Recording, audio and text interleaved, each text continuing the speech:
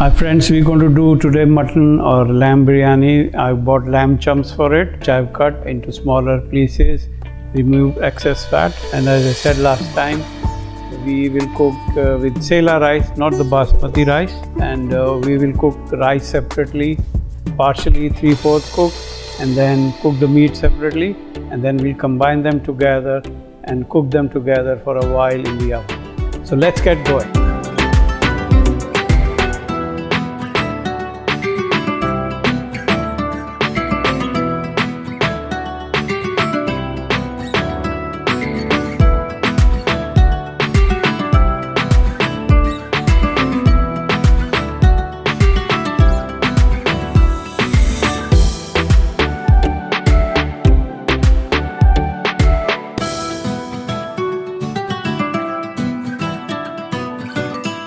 So instead of diced mutton on the bone, which is not easy to find, I went to an English butcher and I've got beautiful lamb chump steaks instead.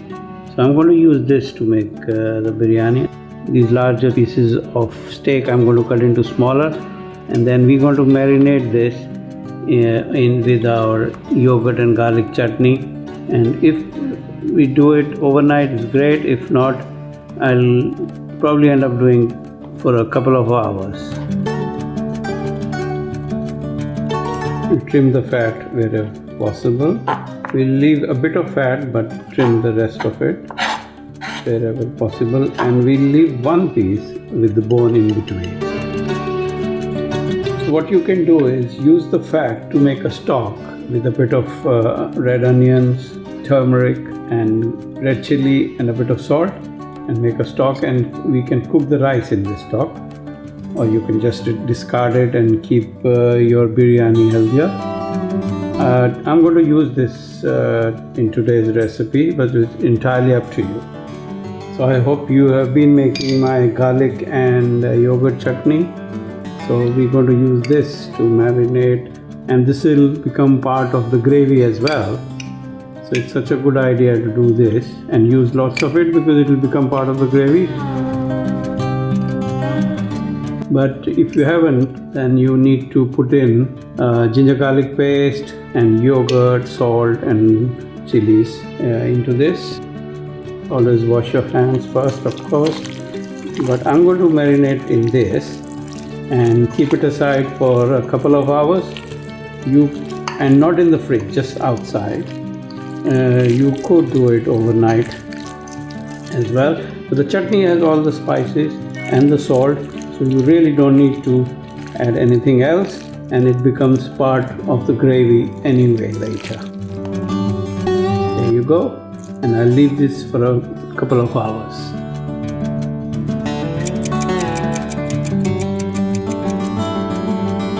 This is the stock we made from the fat. This is the Sella rice, which has been soaked for a couple of hours. So the rice will go into the stock, and this will cook till it is 3/4 done. We need to cook the rice not fully, but when it's 3/4 done. I think this is the only trick we need to learn. We don't want to overcook the rice, and using Sella will help you with that, because this rice, as I've said before, this is a method of making a foolproof biryani with, there's more chance of savior than it is otherwise saving. So we'll cook the rice in the stock till it is 3/4 done.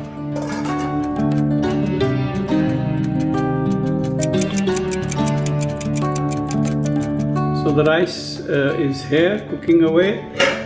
I will add to it a bit of chopped coriander, mint and some brown onions into the rice.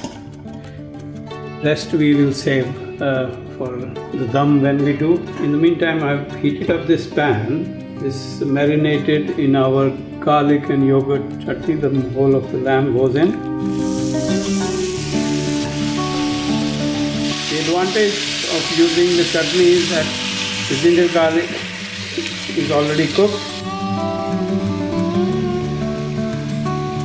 So you don't have to do much cooking, and it has all the spices you need.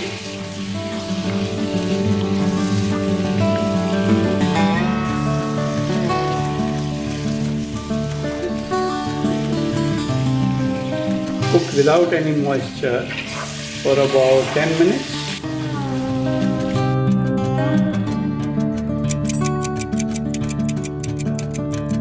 And while the meat is cooking and the rice is cooking, here I have some milk and saffron. We'll boil this as well to give a nice bit of color to the biryani later on. So this, as you see, I haven't added any moisture to it, and it's released so much moisture, and of course from the chutney as well. And I have not added any fat, but obviously there's fat in the meat and then in the yogurt chutney as well. At this stage I'm going to add the mixture of Turkish chillies and the spicy Indian chillies, and then I'm going to add this fried onion bought in a packet, followed by a little bit of water, not too much. A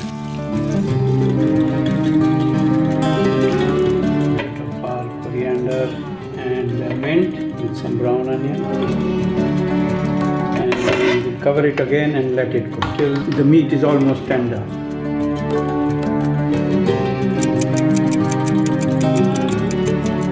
So the meat has been cooking for about half an hour, and it's nicely done now.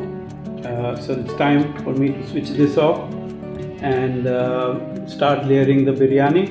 Here's the rice which we cooked with the stock and a few of the spices. So I'm going to now start layering up the biryani. For that I will put in first the meat, a bit of meat, followed by rice.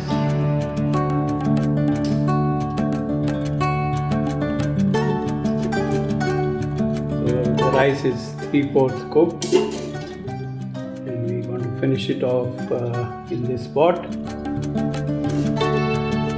So the ratio is about 80 or about 70 to 90 grams of raw rice per person, and if you're using meat like I am on the bone, then you need to add about, if it is 1 kg of rice, about 750 grams of meat to it.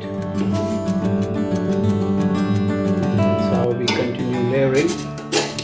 At this stage I'm going to add a bit of this brown onion, coriander and mint, and a bit of dry spices. Also, this is optional. This is an essence, kebra water, and a bit of saffron and milk.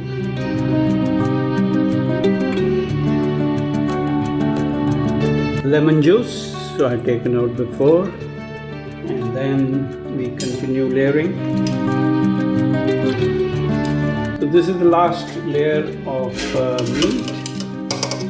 To top it up with some more rice, and then go in rest of the cashew nut and raisins, which I had air fried. So these are air fried. If you are keen on using less oil, please do invest in an air fryer wherever possible. Try to dry roast rather than deep fry. This is rest of the mint, coriander and brown onions with more of the kebra water. This is an essence, totally optional. Some of our garam masala, the aromatic garam masala, and rest of the saffron milk. Now we will cover it up and cook in the oven for about 20 minutes. I have preheated the oven at 200 degrees. So in goes the lid, and this goes in the oven, and it will stay in there for about 20 minutes.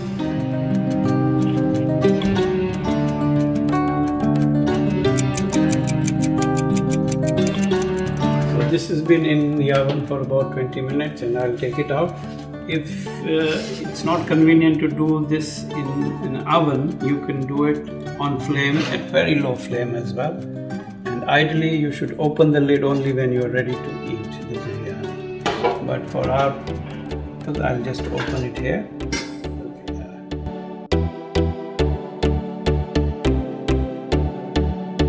So wasn't it fun doing the lamb biryani dum style today?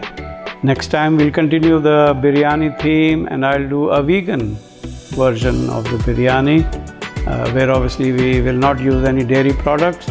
I plan to use soya chops for that. So see you next time. Thank you for watching.